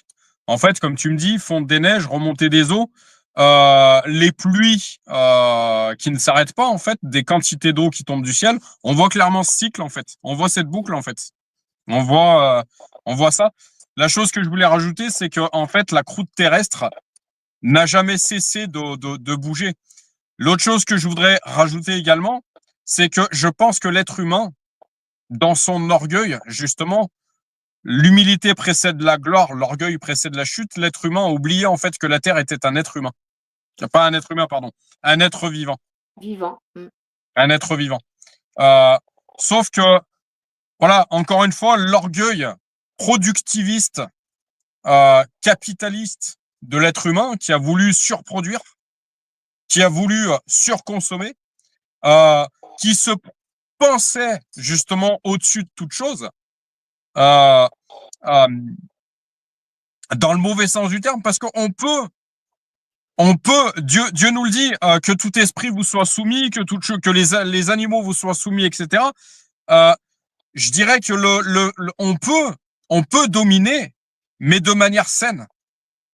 Je pense que là, l'être humain, en fait, il a dominé de manière totalement malsaine et pour ouais, dans un côté avide des choses, en fait, avide d'argent, avide de gains, encore une fois. L'or et l'argent appartiennent à Dieu.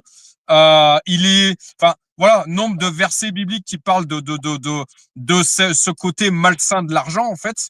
Euh, de ce, voilà, l'être humain n'en a jamais assez, sauf qu'il a oublié qu'en fait, euh, il y a une expression que j'aime bien. L'être humain est le seul, vous m'excuserez du terme, l'être humain est le seul être capable de chier là où il mange.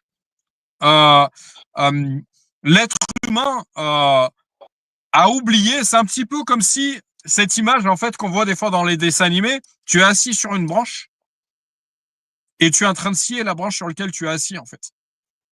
L'être humain est en train de s'autodétruire tout seul comme un grand, en fait. Il a oublié qu'en fait, il avait les pieds sur terre, le temps de ce pèlerinage terrestre, tout du moins, et qu'il est en train de détruire la terre là où il avait les pieds, en fait. Cette terre d'accueil, en fait. Voilà. Bip, bip. Ouais, je t'en Je prie. vais rebondir sur quelque chose par rapport Cours. à la Alors, création. je te dirai court parce qu'on reprendra ces échanges. Il est 19h47. Mais très vite, Voilà. très court. Dieu a créé les végétaux, les herbes portant semences selon leur espèce, des arbres donnant des fruits selon leur espèce, et qui renfermaient en eux leurs semences. Et après, quand il a mis l'homme sur terre, il a dit à l'homme que ce sera l'homme qui dominera sur les espèces. Il a demandé à l'homme de dominer sur les espèces. Il n'a jamais dit à l'homme de surproduire, d'être surproductif. Non, puisque dans ce qu'il a mis avant l'homme, donc dans cette nature qu'il a mise, il a mis la semence qui allait avec. Donc avec largement ce qui suffisait à l'homme pour pouvoir vivre, pour pouvoir manger, pour pouvoir se nourrir. Voilà. C'est, après l'argent certes, heu, a a sa grosse part de responsabilité lorsque l'homme a créé la monnaie, enfin une forme d'échange, hein, voilà.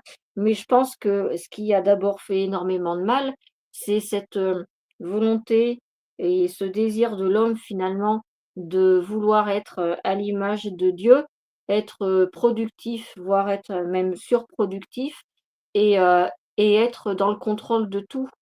Dieu lui a demandé de dominer, mais pas de tout contrôler puisque c'est Dieu qui est au contrôle. Bien sûr. Justement, une phrase que j'aime beaucoup. Euh, Deux petites choses rapides que j'aimerais dire. Et puis, ce que je ferai, ma chérie, c'est que je relirai cette partie-là. Comme ça, on reprendra à la fin de cette partie. Et je te laisserai le mot de la fin. Deux petites choses rapides que j'aimerais dire, c'est que, comme tu dis, l'homme, une chose que j'ai entendue, notamment avec tout ce qui est intelligence artificielle aujourd'hui, tout ce qui est l'homme orgueilleux, l'homme dans la chair, parce que qu'est-ce qui mène à la mort, comme le dit la parole, c'est la chair. Euh, L'homme orgueilleux, en fait, aujourd'hui, se prend pour Dieu, en fait. C'est-à-dire que il implante qu'il y ait des progrès, c'est très bien, mais encore une fois, tout est question d'équilibre. Quand ça dépasse la création et la créature, quand ça dépasse la création du créateur, je dirais, là est le danger, en fait. Euh, qu'on veuille faire des progrès en médecine, c'est très bien. Euh, qu'on veuille, mais encore une fois, enfin, le sujet est large. Tu vois, en l'espace de quelques versets, mais comment il y a richesse à, à débattre. Rien qu'au niveau de la création, aujourd'hui, on voit cette intelligence artificielle, on voit cette procréation artificielle, on voit, euh, on voit ces personnes qui sont euh, surpoussées thérapeutiquement parlant, ceux qui sont, en fait, on veut aller contre le sens de la vie. L'homme, avec un H majuscule, veut aller contre l'ordre préétabli, justement, contre ses lois éternelles, justement. Et là est le danger, en fait, parce qu'il est en train de se détruire en agissant ainsi. Je lis la fin du verset, le chapitre qu'on a lu. Comme ça, je vais noter de mon côté là où est-ce il faut qu'on reprenne. Je te laisserai le mot de la fin et puis on remet ça dans la prière. Mais voilà, encore une fois, nombre. Voilà, un chapitre, mais voilà, ça fait 2 heures de live, quoi. Et bien au-delà si on voulait. Là, c'est parce que je veux qu'on reste limité, parce que voilà. Enfin, qu'on reste limité, qu'on s'impose un certain temps. Je relis la partie. Dieu dit qu'il y ait une étendue entre les eaux pour les séparer les unes des autres. Dieu fit l'étendue et sépara ainsi l'eau qui est au-dessous de l'étendue de celle qui est au-dessus. Cela se passa ainsi. Dieu appela l'étendue ciel, et il y eut un soir, il y eut un matin. Ce fut le 2e jour. Dieu dit que les eaux qui sont au-dessous du ciel se rassemblent en un seul endroit, et que le sec apparaisse. Et cela se passa ainsi. Dieu appela le sec terre et la masse des eaux mer. Dieu vit que c'était bon.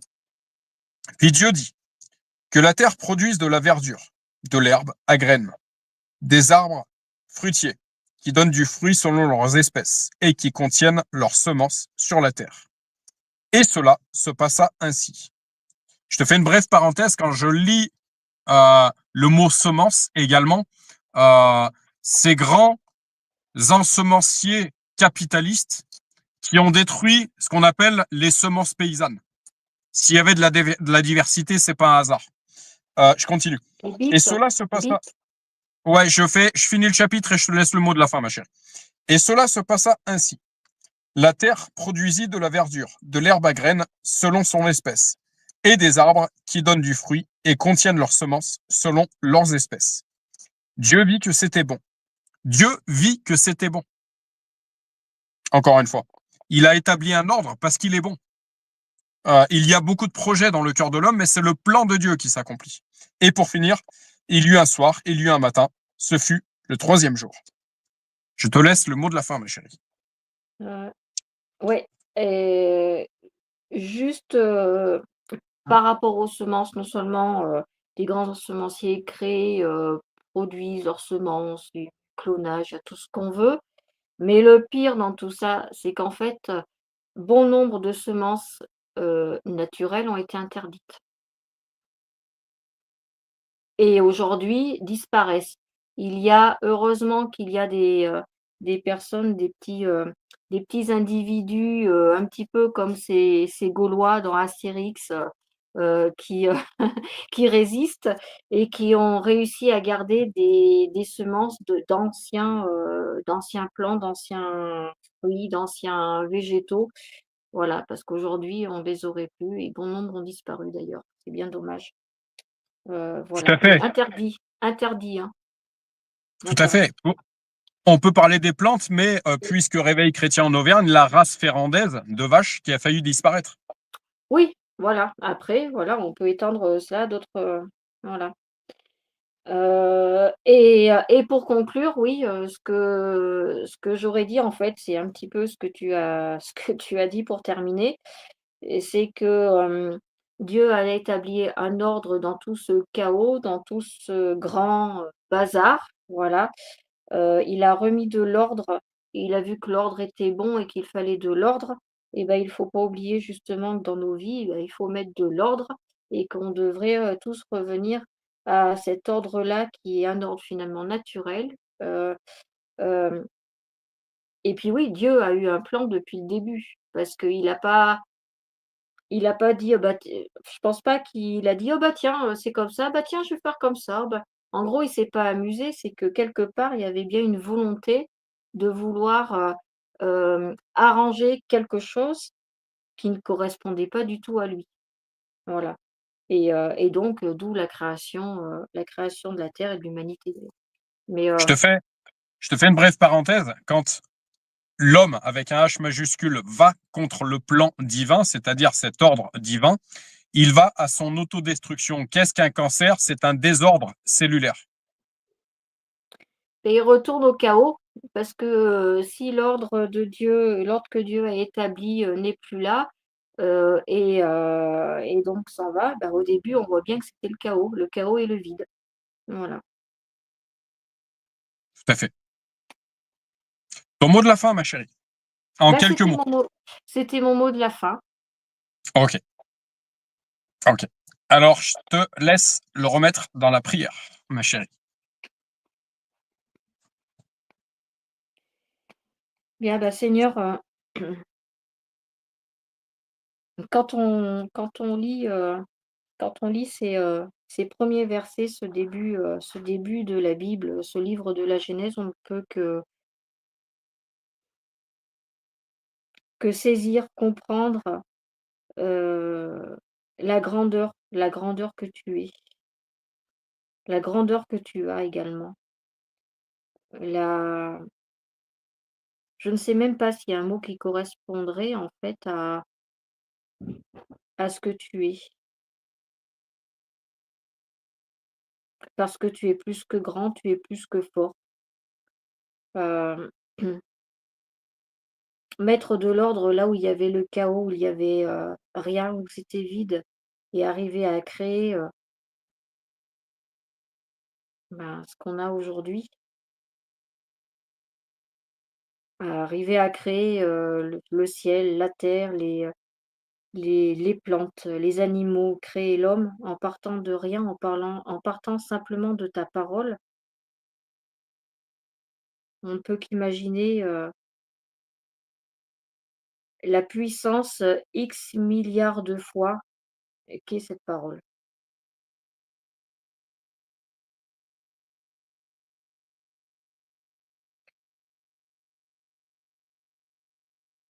Et on vient de là. Donc quelle puissance, règne en nous finalement? Pas une puissance à ton égal, Dieu, parce qu'on ne peut pas être ton égal, c'est toi qui, surpasses tout. Mais il n'empêche que, nous sommes vraiment des êtres à part. Nous sommes vraiment des êtres qui sont, remplis remplis de toi, remplis de voilà, remplis de cette parole, remplis de toi. D'autant plus que tu nous as voulu à ton image. Jésus est parti et a laissé ces mots, «Vous accomplirez, des choses bien plus grandes que moi». Quand on comprend, le début de cette création, quand on comprend d'où on vient, c'est clair que oui, on peut accomplir, des choses, très, très grandes également. Donc je voudrais te remercier pour ce que tu as fait lors de cette création, pour ce que tu nous as donné, parce qu'on n'a pas tout lu encore. Il y a tellement à lire et tellement à en échanger, mais finalement, tu as créé tout ce qu'il fallait pour nous, tout ce qu'il fallait, qu'on ait, voilà. Le L'eau, le ciel, la terre, les plantes, les animaux, les étoiles, enfin tout. Et c'est vrai que, finalement, oublions tout, toutes ces, heu, toutes ces perversions, de ce monde et reconcentrons-nous sur l'essentiel et sur, voilà, sur la base, sur cette parole, sur, cette création. Pourquoi aller voir, beaucoup plus loin? Pourquoi, vouloir créer des choses insensées? Pourquoi vivre, et faire, de ce monde un monde insensé? Alors qu'à la base, il était, tu l'as voulu idéal finalement, tu l'as voulu, bon. Je sais pas s'il y a des mots encore. On a du mal à j'ai du mal à trouver les mots exacts parce qu'il y a tellement une force, une puissance dans tout ça que on parlait de traduction tout à l'heure, finalement, je pense pas que dans notre langue française, il y a un mot qui puisse traduire, ma pensée finalement. Voilà, en tout cas, merci Seigneur pour, toute cette création. Merci pour tout ce que tu nous as donné. Merci pour, l'idéal que tu as voulu pour nous. Merci pour, hem, ouais, tout voilà, tout ça, tout ce que tu nous as donné, tout ce que tu as fait pour nous. Merci pour, ta présence et malgré, tout ce que l'homme, l'humain a fait, de retort, tu es toujours là. Donc Dieu, qu'est-ce que tu nous aimes et que l'on t'aime à la hauteur que tu nous aimes en retour. Amen. Amen, amen, amen. Seigneur, il y a un mot qui m'est venu en tête quand le mot chaos. C'est bien l'une de tes spécificités, Seigneur, c'est de mettre la vie là où il y avait le chaos. On peut parler d'une planète, mais on peut également parler d'une personne. Je pense être l'un de ces témoignages. Notre couple est l'un de ces témoignages. Notre famille est l'un de ces témoignages. C'est-à-dire qu'à partir du moment qu'on rentre dans ton plan, quand on respecte ton plan, quand on respecte tes lois, là est la vie. Là est la source de la vie. Quand on bifurque tes lois, quand on te tourne le dos, quand on t'oublie, là est le chaos. En toi se trouve la lumière, hors de toi se trouvent les ténèbres.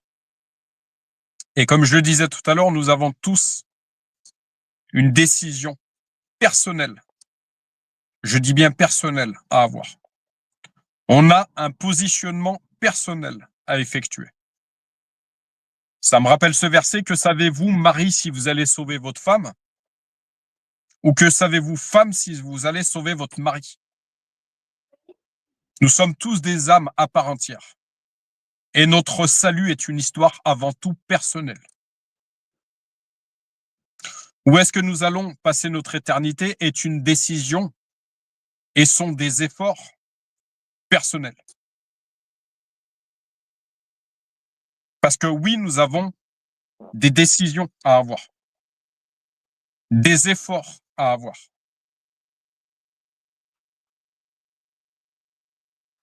J'entends parfois certains messages comme quoi il y a pas d'effort à faire. Ben, je suis pas d'accord en fait.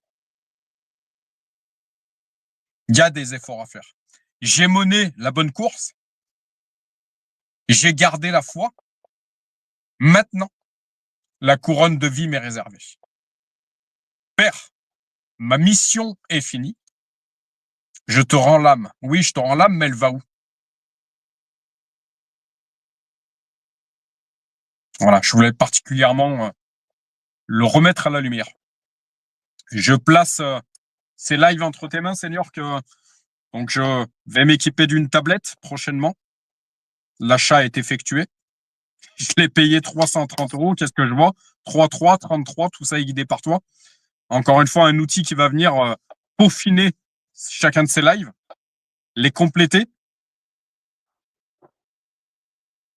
Je place Réveil Chrétien entre tes mains, Seigneur. Cette église que tu sembles nous avoir confiée, cette église connectée, il faut savoir vivre avec son temps également. Il y a des outils qui sont là. Et à partir du moment qu'ils sont utilisés pour l'épanchement de ta vérité, pour le réveil de ces âmes qui en ont tant besoin, pour le secours de ces âmes, il n'y a pas de mal en fait. C'est pas l'outil le problème, c'est celui qui s'en sert. Alors servons-nous de tous ces outils pour l'épanchement de ton royaume, pour l'épanchement de ta bonne nouvelle, pour le salut des âmes. Je place mon couple, je place ma famille, je place chacun de tes enfants entre tes mains, Seigneur. Et encore une fois, que chaque personne qui tombera sur ce live, qui écoutera cette vidéo, puisse avoir la révélation de qui tu es, Seigneur Jésus, puisse être touché par toi, que ton Saint-Esprit prenne le contrôle de leur vie, que toute personne qui traverse des épreuves, qui traverse des souffrances, et qui tomberait sur ce live qu'on vient d'effectuer avec ma chérie, puisse clairement comprendre qu'en toi est la vie, que tu es capable de réinstaurer ton souffle de vie, souffle d'esprit, là où est le chaos. Tout est en toi et en ta parole.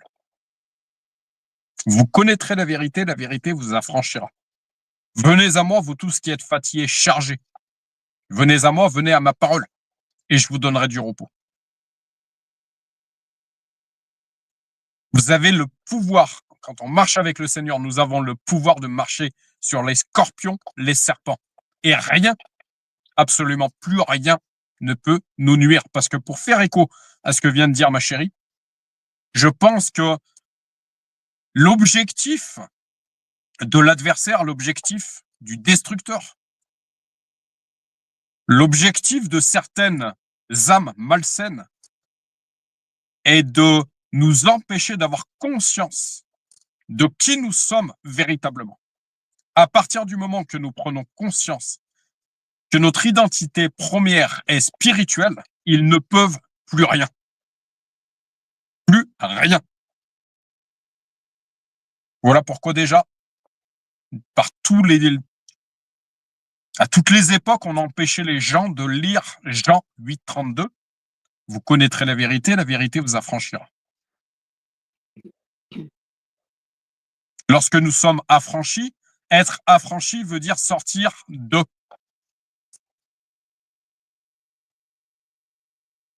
Nous n'appartenons plus à ce système, à ce royaume, mais nous appartenons à ton royaume, à ta Jérusalem céleste. Là est notre véritable puissance, là est notre véritable liberté, là est notre véritable bénédiction. Tout est en toi, Seigneur Jésus. Tout est à la croix. Que chacune des personnes qui tombera sur ce live puisse le recevoir pleinement dans le nom de Jésus. Amen. Et amen. Amen.